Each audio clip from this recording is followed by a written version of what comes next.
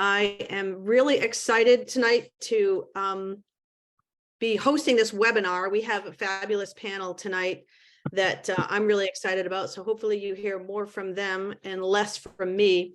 But just a few tips for the webinar. Yes, we will be recording it, so you don't need to take notes. If you do have a question, go ahead and drop it right into the chat. Deb Arenberg is going to be monitoring the chat for us, and that's going to be the best way. Some questions will intersperse into all the panelists as they sort of give their perspective on collegiate adaptive sport. And then we'll leave some time in the end for general discussion and more Q&A. So as I mentioned, we have an amazing panel.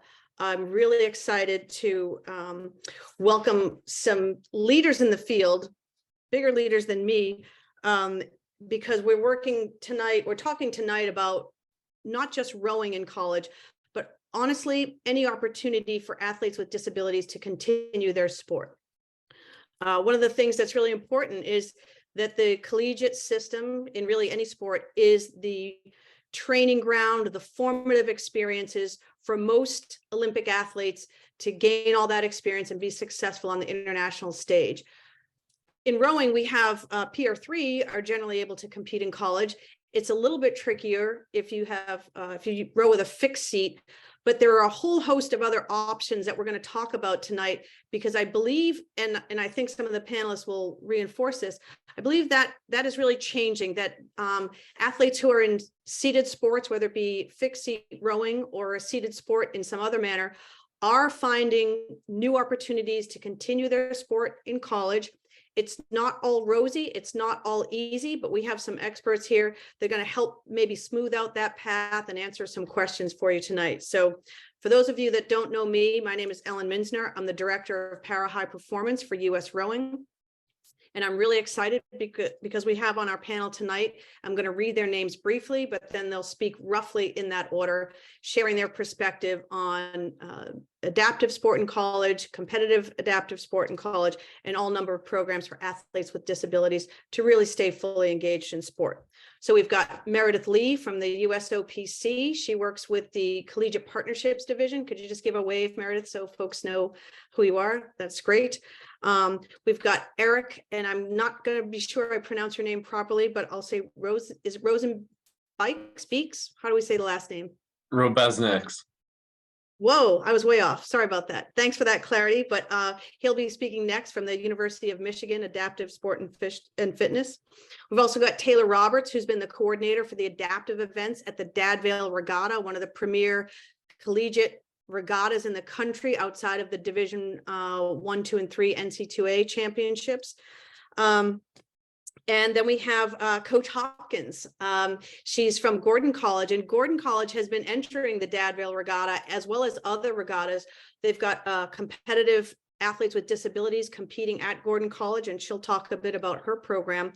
And we've got two collegiate athletes. We've got Emily Eldrocker, who was the coxswain of the PR3-4 this past summer at the World Rowing Championships, and she's a student at MIT.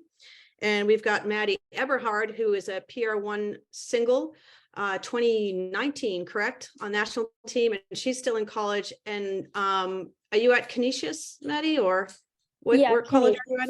Yeah, okay, great. We got two athletes on the panel. So really excited to just let them share their expertise. And we're going to start with Meredith for kind of a bird's eye view of what the connection between the USOPC and the NC2A collegiate system is. So Meredith, if you would just tell us about yourself and about your role with the USOPC.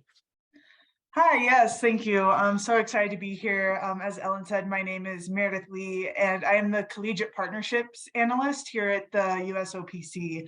And so the role of our team, we actually launched as a team in 2016, kind of around and during the Rio Games. And really our efforts are just around bridging that connection between the collegiate landscape and Team USA. And so that's both through creating awareness of the path that many Team USA athletes take through college before they hit the national team. And that's across Olympic and Paralympic. In the Tokyo Paralympic Games, more than 50% of the athletes who competed there for Team USA had competed collegiately in some form or fashion. And so it's a really big pipeline for Team USA, the college space. And, there are opportunities, and those opportunities are growing. And so recently, during the COVID pandemic, we had a Collegiate Advisory Council think tank that was put together to evaluate areas of the collegiate space where we could really lean in as the USOPC to help broaden the collegiate landscape. And one of those pieces was our Para-College Inclusion Project. And so that Collegiate Advisory Council is made up of Division I athletic directors from Power 5 conferences, and they really got together around that table to say, what can we do to promote adaptive sport for the collegiate space to help even further grow that pipeline to Team USA. And so with that Para-College Inclusion Project that was launched, we had 4 tactical teams that we put together, and this was all done with partnership with the NCAA Office of Inclusion. And those 4 tactical teams were surrounding first Paralympic awareness and adaptive sport awareness. And then we had 3 sport-specific teams that focused on wheelchair basketball, para track and field, and then wheelchair tennis. And so these tactical teams were made up of NCAA leaders, and then also athletes and sport-specific leaders as well. So we had members of NGBs, athletes from those Paralympic teams who helped lean in and work with those athletic directors and college presidents to craft a direction for where we could take our Para-College Inclusion Project to just continue to create more opportunities and broaden the awareness of adaptive sport. And so with that work over the last year, we've come up with some outcomes that we're working to implement during the 2023 year and then expand off of as we move forward. And so one of those areas, the first area is around awareness, like I said, and that is going to include a platform that the NCAA will partner with the USOPC on to help high school student athletes become more aware of what opportunities might be available to them at the collegiate level in terms of adaptive sport. So we know that often when an athlete's coming out of high school and looking to compete collegiately, they're not looking at the Team USA website. They're looking at the NCAA website, and they're looking at those collegiate opportunities. And so we want to create a platform that will really be accessible for those athletes to find collegiate opportunities and to find resources and to have support as they're looking to further their athletic careers. And then outside of that, with some of that sport-specific work, we've launched an opportunity coming up. Actually, I leave tomorrow at the Women's Final Four for a wheelchair basketball collegiate all-star team to compete against Team USA during halftime of the Division II and Division III women's basketball championships. And it's a really, really exciting opportunity for us. If you don't know, this year, the Women's Final Four, Divisions I, II, and III are all competing at the same venue in the same arena for their championships. And so including wheelchair basketball in that space, it creates an opportunity for all women competing in collegiate basketball to be in the same place at the same time. And so we're really excited about that opportunity to promote awareness of wheelchair basketball and also have the whole world of women's basketball together in one place. The second element that we're working through is the collegiate wheelchair track and field championships that's going to be offered at the Drake Relays here at the end of April. And so qualification is happening over the course of the next couple of weeks for that event. And then for those of you who may not know, Drake Relays is a huge collegiate track and field festival. They also include high school and professional and elite opportunities as well. And they have been really great partners with us to lean in and create an opportunity for us to crown a collegiate championship in a wheelchair division.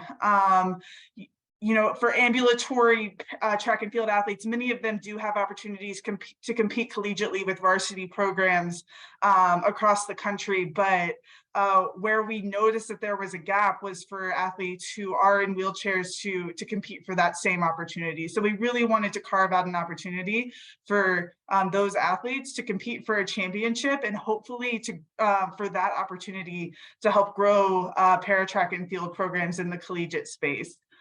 And then finally, the next area of that project that is in the works for this year is going to take place at the NCAA Wheelchair Tennis Championships. So the USTA has historically held a collegiate wheelchair tennis championship, and this year, those athletes are going to have the opportunity to compete alongside the Division I NCAA championship for a collegiate wheelchair championship. So that is another exciting opportunity at the USTA and the NCAA and ITA. Lots of acronyms there are going to be able to partner to create another opportunity where wheelchair athletes will be included alongside their Division I NCAA counterparts. So that's a high level overview of some of the work that's being done this year, but we're hoping this project continues to live on and continues to grow, and that hopefully we can touch other sports and continue to grow those things in the collegiate space to create more opportunity. So happy to answer any questions regarding any of that work, but again, just really excited for some of the stuff that's coming down the pipe.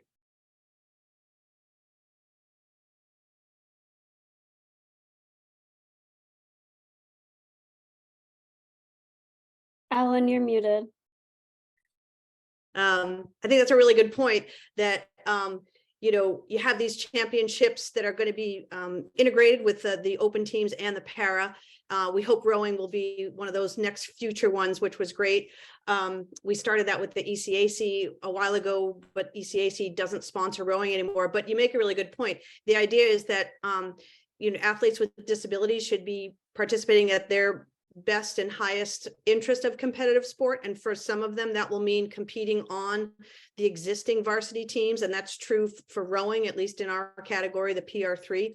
However, we want these other channels to make sure that all of the categories that are represented in Paralympic sport find that same pathway, and that's what I think is exciting. So even though it's not every sport, even though opportunities in rowing are just kind of emerging at the high school and junior level, I'm really excited because we all will be able to learn from the blueprint that some of these other sports like wheelchair tennis or wheelchair basketball or track and field, para track and field, kind of setting that standard.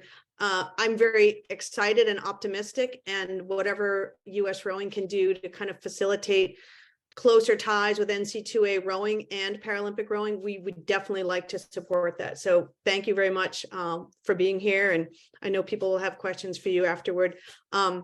Would you mind, just now that you're not speaking, would you just type, if you want to provide your own contact information to folks on the webinar, that would be great. Just throw that into the chat. Or if there's a website that people should go to, you mentioned that athletes don't always go to the Paralympic website to find opportunities for college. So anything that would be helpful for the audience to learn from, either your contact or a website link, that would be awesome. I think this is a great segue to Eric. I won't do the last name right now until I have a little more time to practice it. But I met Eric at convention, and I couldn't be more excited to learn for the first time what's going on at Michigan Adaptive Sport and Fitness. And after convention, I certainly did my homework, and it was even more than what Eric had presented at US Rowing Convention. So first off, thanks for coming to our convention, Eric. And I'd like for you to just kind of explain a little bit what's going on at Michigan, because you've got a few hybrid models that are even more broadly open to people than even what Meredith had described. So I'm just going to let you introduce yourself and talk about your program. Yeah, thank you for having me, Ellen, and it's nice to be on this panel here and talk with everybody that's tuning in. My name is Eric Rebesniks. I'm the Assistant Director of Adaptive Sports and Fitness at the University of Michigan. Prior experience includes playing wheelchair basketball myself as an athlete in the Canadian system, and now in the US as well. And I worked at Wheelchair Basketball Canada for 4 years, managing the senior and junior national programs. I'm now stateside working with Dr. Okanlami at the University of Michigan to grow the adaptive sport program here. And that was originated understanding that there was a necessity at the University of Michigan campus for students with disabilities to access health and wellness, knowing that just as the able-bodied counterpart, the students with disabilities on campus need opportunities to be physically fit, to have a sense of community, to compete recreationally, to compete at the highest level, and on the basis of disability, they should not be excluded from those opportunities, not only from physical activity and sport, but from really enjoying the university experience and all that comes with it. And from the day one, we've really evaluated the growth and kind of strategy of this program to understand what can we do differently to really change the landscape of collegiate adaptive sport, knowing that standard of practice doesn't always equate to best practice. And we kind of took a sampling of programs from around the country and pulled the different parts and pieces that we liked and created a model that has proven to be successful so far, and fingers crossed, and hopefully with as time continues, the program will continue to grow. But one of the core mindsets that we had right from the beginning was that we're not going to create something that's separately but inherently unequal.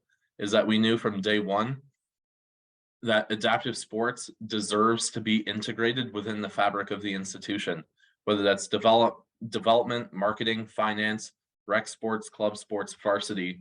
And that was the idea that grounded us in a lot of the initiatives that we took on, but also knowing that to build a competitive adaptive sport program at the collegiate level, we're also going to need to invest a lot in the community, knowing that there's a very significantly broken pipeline in the system, grassroots to high performance and in sport for life. So overall, we have recreational and competitive sport that we offer, but we also do community initiatives like our Prescription to Play program, where we work with local rehab clinics and hospitals to not only introduce patients to adaptive sport, but then to educate healthcare providers, PTs, OTs about adaptive sport and how to connect their patients to grant resources, to equipment resources, to other programs in the community, knowing that they're a primary gatekeeper for shaping their patients' self-efficacy when it comes to sport. We also have our Adaptive Sport and Inclusive Recreation Initiative, where we are actively embedding adaptive sport as part of the physical education curriculum in Michigan public schools. We're now starting to work with Move United to then create a framework for how to expand that nationally.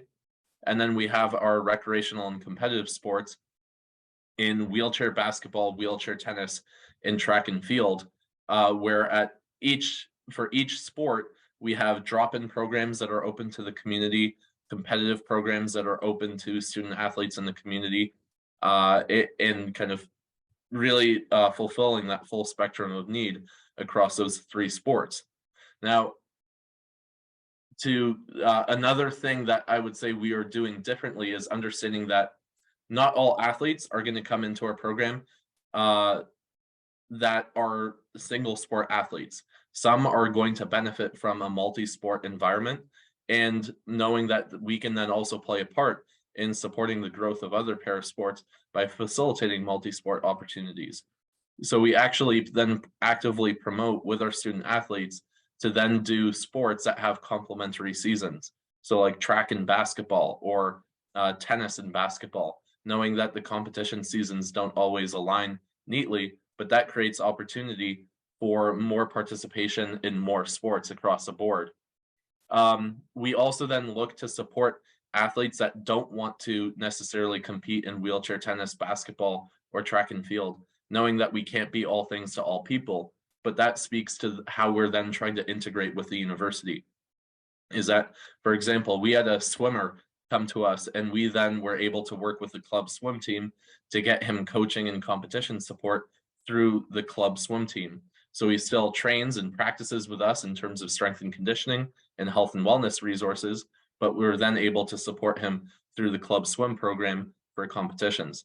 And we're looking to do similar things for other sports, be it bocce or goalball or para rowing. We're open to opportunities where athletes might want to come to us to perhaps pursue one sport like para rowing, but then also offer additional opportunities that they maybe never considered or maybe never had available to themselves. And further, in terms of how we're incorporating ourselves and integrating ourselves in the varsity standpoint, is we use a lot of the varsity facilities on campus for our strength and conditioning, for our training. For example, our tennis and track programs train 5 days out of the week at the respective varsity facilities. And we're also the only, I believe we're the only collegiate adaptive sport program where all of our athletes get access to the Varsity Performance Center, which was previously a space exclusive for NCAA athletes. But in working with the S&C coach, working with associate athletic directors at our institution, we've been able to make great headway in terms of integrating and demonstrating how adaptive athletes can be supported as varsity athletes at our institution. Eric, I think that stuff is so important, because what we really have to do if we're serious about this is to convince our administrations across the board that starting small and tailored to the individuals that need the program is the right way to go. That can be difficult sometimes when the powers that be may want to see numbers, bodies on seats, et cetera, et cetera. But I really like that approach. I know that there's maybe 1 or 2 athletes in your program now that are considering para rowing. And you also mentioned before that some of these athletes, or maybe all, also are considered student athletes in terms of whether it be some financial support or part of the wearing the uniform, because that's a big deal for people want to represent their school. And could you talk just a little bit about that before we kind of segue to the next topic? Yeah, correct. In terms of our competitive teams, we create standards, we create policies internally that replicate a high performance training environment for athletes that are looking for that kind of experience. So if you're coming to practices, you're getting services from our physical therapist, you're going to strength and conditioning, you will then be supported like a competitive athlete.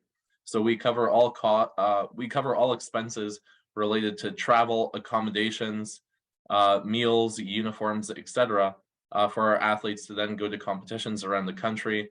Right now, we're gearing up for track and field season, and we're going to 8 track and field competitions across the U.S., where we're sending 7 to 9 athletes to each competition that are all students that range from undergrad, graduate, PhD students.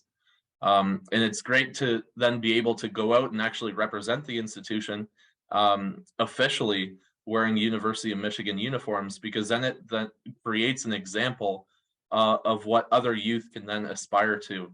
And time after time when we go to these events, I get a flooded inbox of all the parents that I meet, because they suddenly find an opportunity to look forward to for their kid, or a youth that we then meet, and now they have a goal to work towards.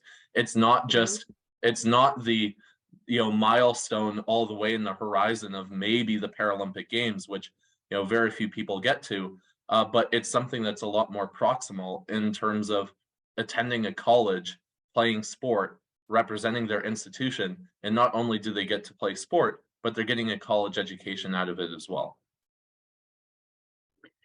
Can I ask a follow-up question to that?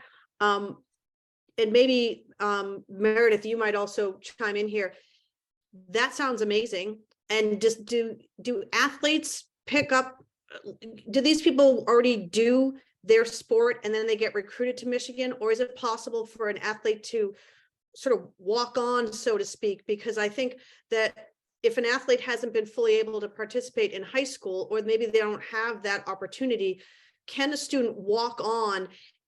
That's my one question. And the follow-up to that is just a comment that the crossover sport is really important, especially if the athlete hasn't had that period in their school age years where they've gotten to play lots of sports. We hear that in the athlete development model: play lots of sports, be a better athlete. Okay, but what? And so we want to make sure that if they haven't had that opportunity to participate in multiple sports, they're still in that terrific growth phase of their life in terms of their age and their body still growing. That, again, whether they row or do another sport, I just wanted to know, like, do people come in with a lot of experience? Can they walk on and build that experience?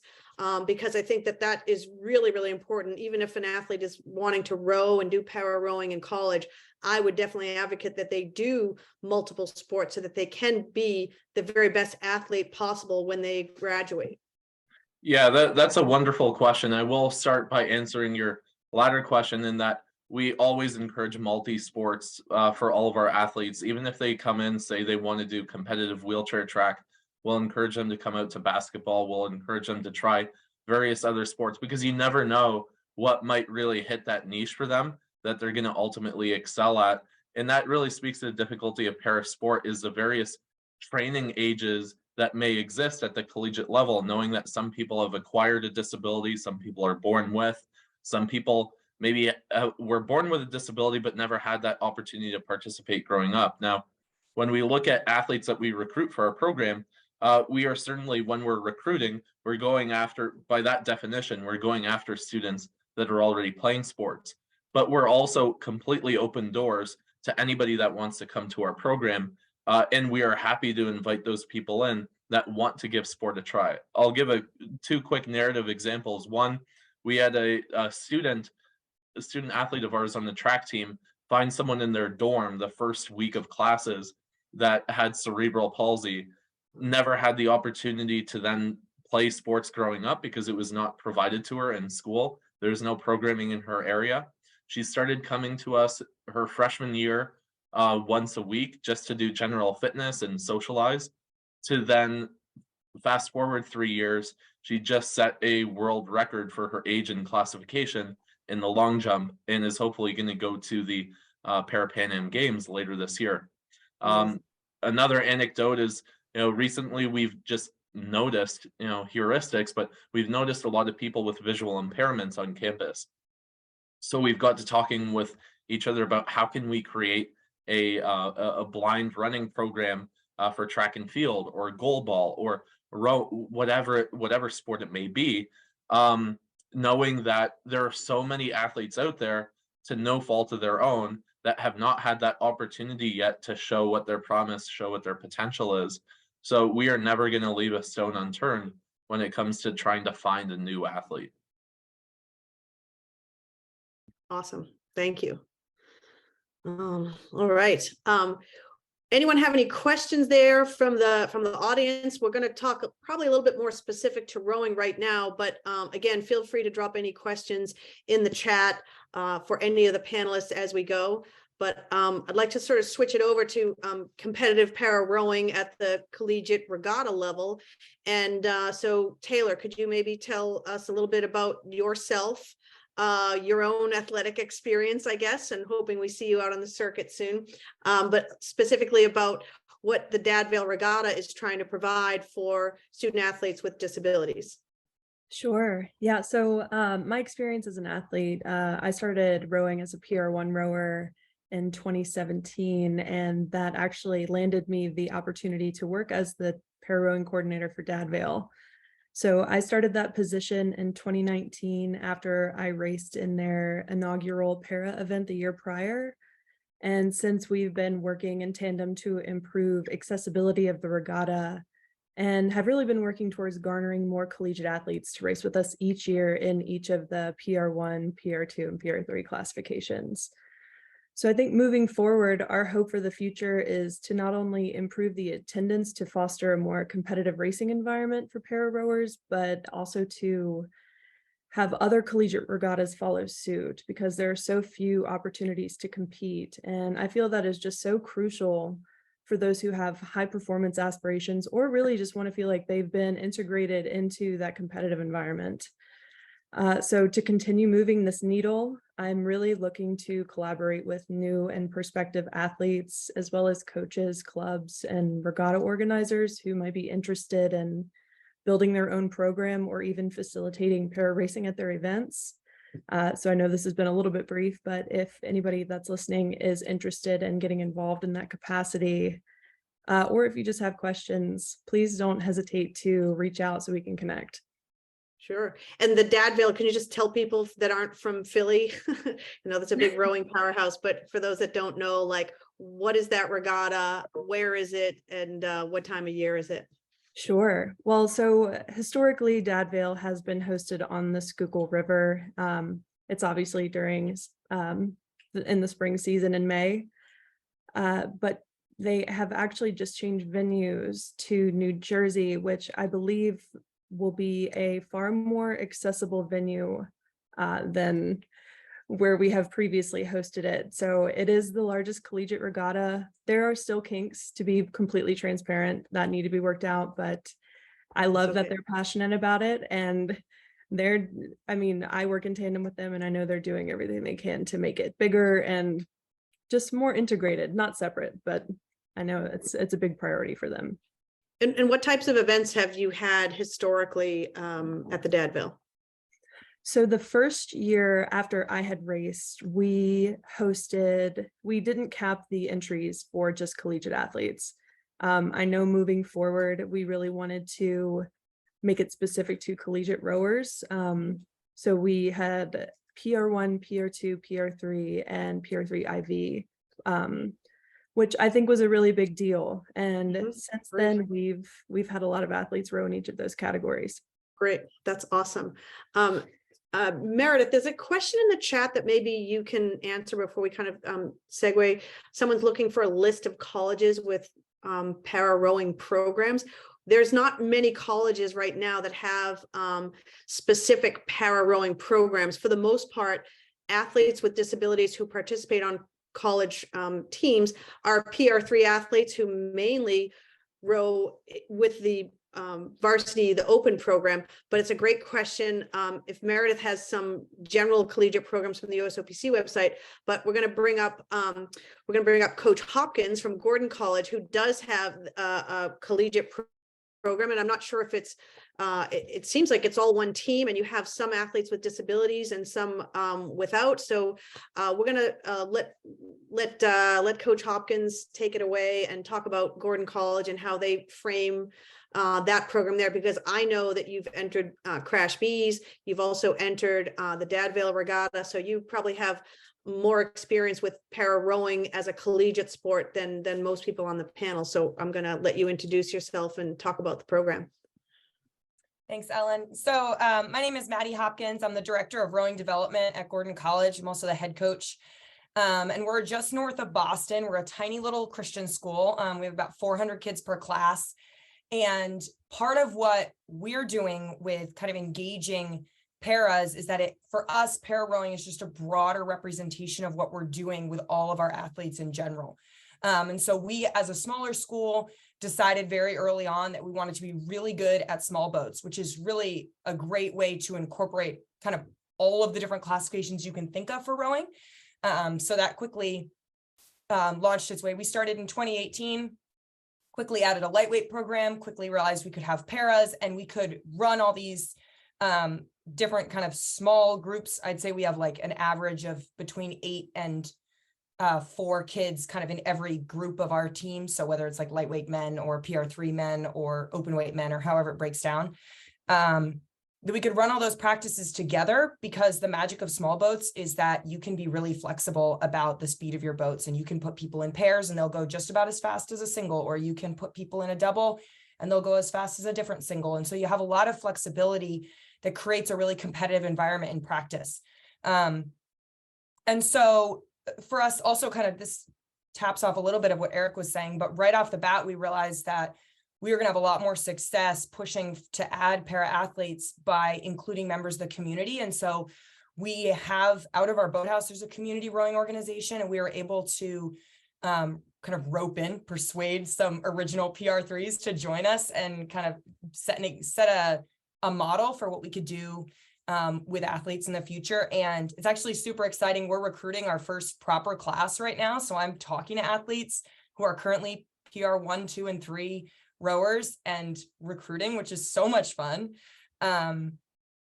But yeah, being able to tap into the community just kind of broadened our base, which was a really big deal, especially when we're dealing with such a small school. So yeah, I think our biggest success rate has been from the idea that we want to put any athlete in any seat at any time. We row on a relatively small lake, so it's really protected water. So it works really well for us to stay in small boats.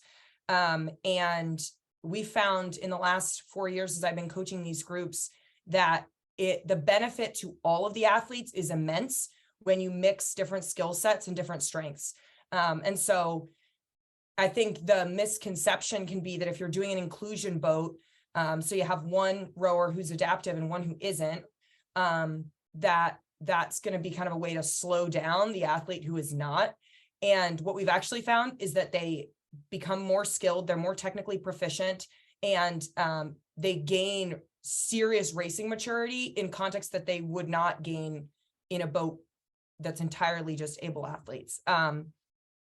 And so we've been able to kind of expand the depth of our program and the skill set of our program by being as incorporated across the different ability levels as possible.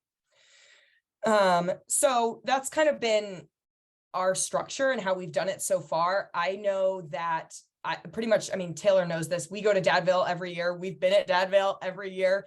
Racing is one of the biggest hindrances to actual varsity collegiate para rowing in the US, because we could just go to club races, and that's where there's opportunities, club nationals, summer nationals, those are opportunities. But they're not opportunities where athletes are going and traveling with the varsity collegiate team.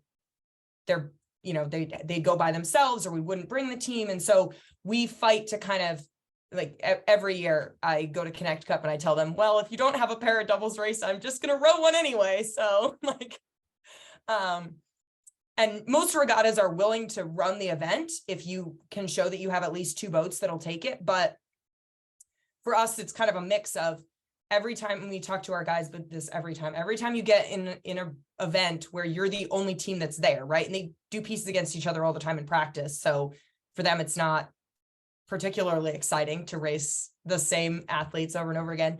But every time you back into a stake boat and you race in a PR3 inclusion race, or you race in a PR2 event as a collegiate athlete, you're setting everybody up for a moment where somebody else could join you in that race.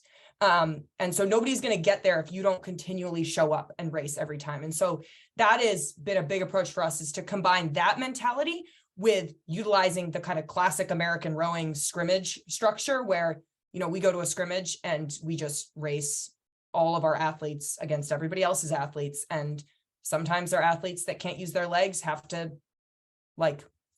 take the loss. And that is a great opportunity for them. And sometimes they don't have to take the loss, and that's an even better opportunity for them. But that's been kind of our hybrid way to get around the fact that we haven't encountered other teams that are trying to race us. But we've kind of been able to create enough of an experience for our athletes and get enough racing in the general schedule. So that's kind of how we've done it. Yeah. So anybody out there who's listening that is looking for collegiate racing opportunities, they can just call you, right? And you can have some scrimmages. That would be amazing. Yeah, why don't you also race us? Yeah, if you don't mind, just drop your contact info in the chat as well. We have a couple of athletes we want to hear from, and we'll take questions at the end. But I think I'll start with Maddie, because Maddie, you kind of fit a couple of things. Maddie is competing in para rowing, but two reasons on this panel. One, she is more typical for a seated rower who isn't really part of a collegiate program like you described at Gordon. She's training on her own. She's an incredible athlete. She's also a crossover athlete who plays hockey. So I'm going to let get too much Meredith. Let Maddie talk and introduce herself and share some of the, not just like the awesome parts of training as a collegiate athlete, because I also know it's been like very hard, and to be at a young age and not have a team around you in your college environment, because I think your hockey team is not a college team, right? It's more of a club team outside of school. Is that right? Yeah.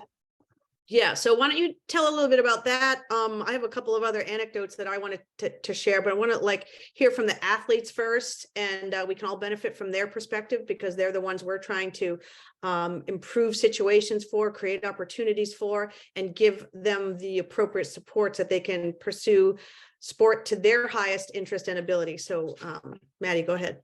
Yeah. So my name is Maddie Eberhard. I am a junior at Canisius College in Buffalo. I rode on the national team in 2019 in the PR2 women's single event. And as Ellen said, I also compete in sled hockey or para ice hockey. And I've competed on that team since I was 13 years old. I'm in my early 20s now. So I've competed at both internationally and nationally. I fell in love with both sports, first sled hockey because I knew about that first, coming just from a hockey family, and then later learning about rowing as I was in high school. But as everyone has kind of said, there wasn't as many opportunities that I found at the high school level.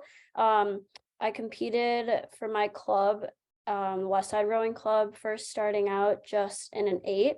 I don't use my legs as a PR2 rower, but in that 8 I was kind of forced to, just because para rowing was not really known about and had not been discussed at my club. So I'm a competitive person. I wasn't going to let not having a PR2 or adaptive program at the club really stop me from rowing. So I stuck it out. I used my legs, and once after talking to some of the coaches at the club, and like they had some para rowing connections, and later on I got classified and stuck to just using the upper body motion of a PR2. But that didn't really come for a bit of time. And even when I did, there was still not that many opportunities for me. The boats, like the coaches would take out the 8s and I would be stuck on the erg. When spring finally came, which in Buffalo, as you know, is takes a while to even just get out on the water. So my erg training got a lot of use when I was rowing PR2 on the fixed seat. But eventually I got introduced to my coach, who I work with now, Sasha Bailey, and just that summer of only really using a fixed seat on the water for about like 2 or 3 months was when I went to trials for the World Championships.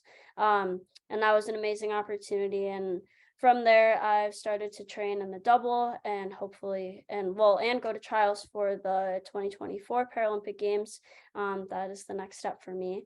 But kind of going back to the whole college thing, I do not compete for my college. I still compete for Westside in the single. There's not an opportunity for me to compete as a PR2 athlete at my school. I personally haven't made the effort to, just because of the connection that I have with my coach and how well everything has gone at Westside. And it works for me and works for my schedule. But I do, like, the college team sometimes trains at the same time that I do at Westside, but I'm with no affiliation with them. But yeah, I think that I would definitely benefit from having that opportunity of being able to work with the college that I go to. For example, a typical day for me will be going down and training at the same time as them, but then having to fit in a lift at the gym that's local and not at my school. So it includes like balancing, finding time to go to the gym, pay for that gym membership because I don't have the connection with the school for that rowing program, as like in Michigan, how you guys have that strength and conditioning program and the plan all set at the school, and the athletes have access to that gym, but I don't. And I think that I would definitely benefit from something like that. That's awesome. So appreciate you kind of sharing that, like kind of some of those challenges. And I already see Meredith taking some notes there, because I know we didn't touch on it earlier, but I know there was like a initiative policy change in the Pac-12 to make those accommodations. And again, not rosy. We have an athlete who's in a Pac-12 school, who initially had no access to those things. And by way of this new policy change, I don't think he'll mind if I mention his name. Andrew Mangan is our PR1 rower, originally couldn't be part of that program, and using that new policy as a tool just a few weeks ago was recently able to go into the administration, create those opportunities with this new policy. So sometimes things are slow to happen, but they are already making a huge difference. And I want to tell that success story, because he's only got a couple of years left. So if we didn't get that policy in time for that student athlete, I mean, it's awesome that Maddie has a great setup at Westside, and coaches there are doing a great job. But, talk about an incredible opportunity, because for the seated athlete, they're not demanding to row with the collegiate eights. That's not really the thing. But to have access to that on-campus weight training facility, or the trainers, the athletic trainers, to make sure they can stay healthy as they train, or strength and conditioning facilities, it's really huge, and it already is making a difference for at least one of our athletes. So thank you to whoever got that policy moving forward. And B, we need more of it in lots more places. So that's just what I wanted to mention there. We have one more athlete, and then we'll take some questions, even though we're getting kind of close to the hour. We'll hear from Emily Eldrocker, who is a coxswain, a little bit different from the seated athlete, but wanted to hear your perspective on being a collegiate student athlete and also being part of the U.S. para national team. Hi, thank you, Ellen. Hi, everyone. I'm Emily. I'm currently a coxswain at MIT, and as Ellen mentioned, I was a coxswain for the PR3-4 this past year at the 2022 World Championships. And what's awesome about being in Boston is I'm very close to CRI, so the para rowing center just across the river. So that's a really great way that I'm able to span both training on a collegiate team over at MIT and being able to keep up and date to what's going on in the para rowing world. So I think location has been very helpful there. My entry into the para rowing world was I got to race in a 4 with the 4 that was going to Worlds on one side and a composite of athletes who are going to Worlds on the other side. And that was kind of my entrance into the world. And it was just beautiful to be able to race. And that's kind of where my story began. And growing from there, what's been incredible recently is the launch into data analytics. So Ellen and Tom, working with the USOPC, are really investigating how can we optimize all aspects of the sport, whether that's seat design or angle analysis. And I'm trying to help with that with my own thesis at MIT, which is doing AI analysis from if I just have a 2D picture or video on my phone, how can I understand in 3D real time what's going on with an athlete? And I just think that the launch and the analytics into how can we just delve deeper is really awe-inspiring in the sport right now. Cool. I think one of the things that struck me, though, so just so people know, the coxswain in the PR3-4 does not require to have a disability.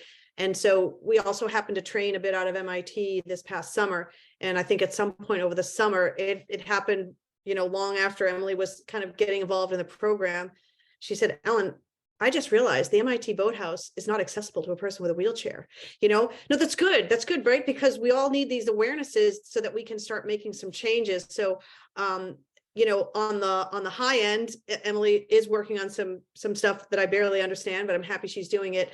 But on the very basic level, her awareness just blew wide open when she realized that the things she had the privilege to do every single day of her college career would be really difficult at MIT to get into that boathouse as a person who used a wheelchair. So all of these things are huge steps as we change the mindset about what para sport really is and why we want to provide it, not just for the athletes who are doing the sport, because I think this is true of many types of programs that we try to run. Sometimes we think like, oh, we've got to create this program for this group of people because they will benefit. Yes, that's true, but we are all going to benefit. I think Eric touched on it. I think Meredith touched on it. Like everything is better when we provide the programs. So it's not that there's only one beneficiary of the program, the person who receives the program. It's the fact that the program exists that makes a huge benefit for all the sport. And that's where I want rowing to be. And I know we're making some progress here, especially due to the amazing people that are on this panel.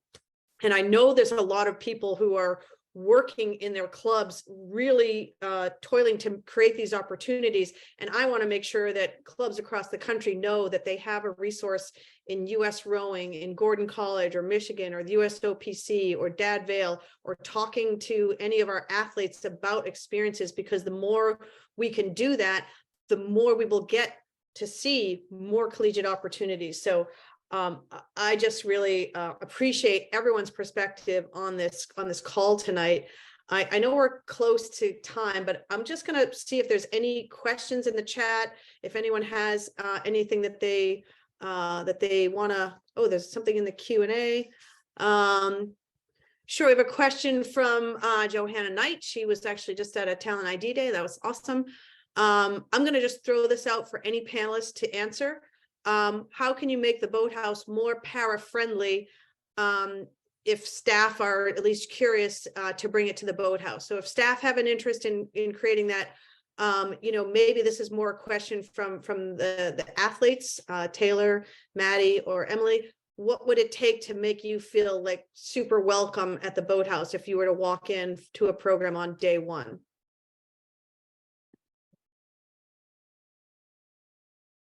I can kind of jump in on there. I know for me, and I don't want to speak for anybody else, but I know when I first started rowing, it was really important for me to feel like I was not being patronized. I know it can be kind of challenging to know how to use the right dialogue, to talk to somebody about what their accessibility needs are. And I think on my part, it was really important to figure out exactly what I needed for the obstacles that I had. So I think it's kind of a two-way street, which I know can be challenging for people that are really interested in incorporating para rowing into a program that is already in existence. But I think knowing exactly what you need to ask for is really important too. Or that's been my experience. I don't know if you would agree with that, Maddie.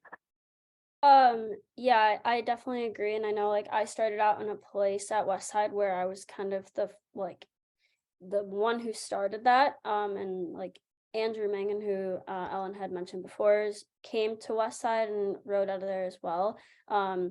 And so it's just like that. There has to be that first person that starts those conversations.